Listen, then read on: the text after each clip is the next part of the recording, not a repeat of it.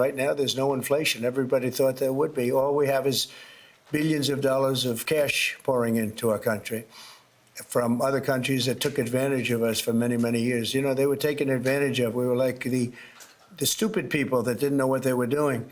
But we're keeping the rates high, and it's hurting people from buying houses. You know, each point that this gentleman keeps up costs us $365 billion a year. Think of that. 1 point, $365 billion. If you bring it down a point, we save 365. We should be the lowest interest rate, and we're not. We're 38, number 38, because of the Fed. It's all because of the Fed. He's done a bad job. Now, he's got a meeting today, but I call him too late. Okay, that was President Trump launching this new attack on Federal Reserve Chair Powell.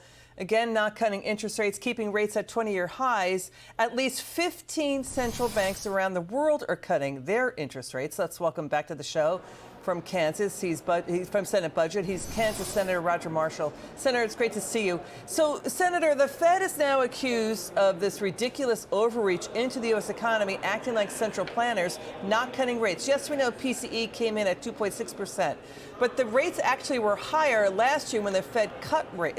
Rather, the inflation was higher last year when the Fed cut rates. What was your reaction to the Fed's decision?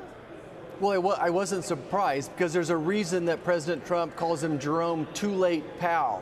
Let's go back to March of 2021, and Jerome Powell says inflation is going to be transitory. It's 18 months later, and it's just starting to peak, and it's not a couple months after that before it starts coming down. So he is indeed always too late. And just let me put an exclamation point behind what President Trump is saying. To that average Kansas farmer back home, they have an operation loan of $1 million.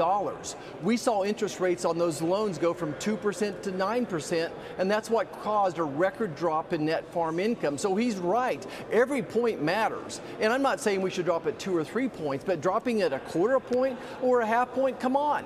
I think that the economy would dictate that now. We don't know what's holding up Jay Powell, except he's always too late. Yeah, you know, even Fed Chair Powell admitted that waiting too long to cut interest rates could harm the labor market. So we got two Fed Reserve governors, Michelle Bowman, Christopher Waller, disagreed, saying the Fed should cut rates now.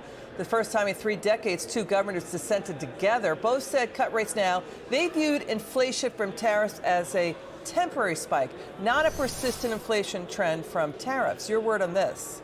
Well, I'm going to trust Michelle Bowman. Of course, she's from Council Grove, Kansas. But let's just think about this for a second. Of all the goods that Americans consume, only about 11% of them are imported. Only 11%.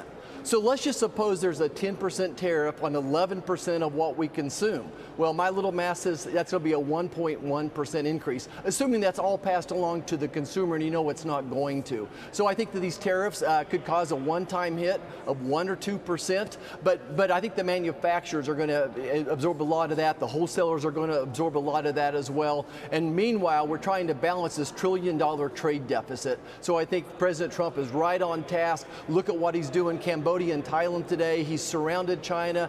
He's got Indonesia done, Japan, Australia, Vietnam, Philippines, South Korea. So he's going to push China. They got till August the 12th is their deadline, I believe. So President Trump is doing a great job. Really interesting. Senator Roger Marshall, we always appreciate you taking the time from your busy day. Good to see you.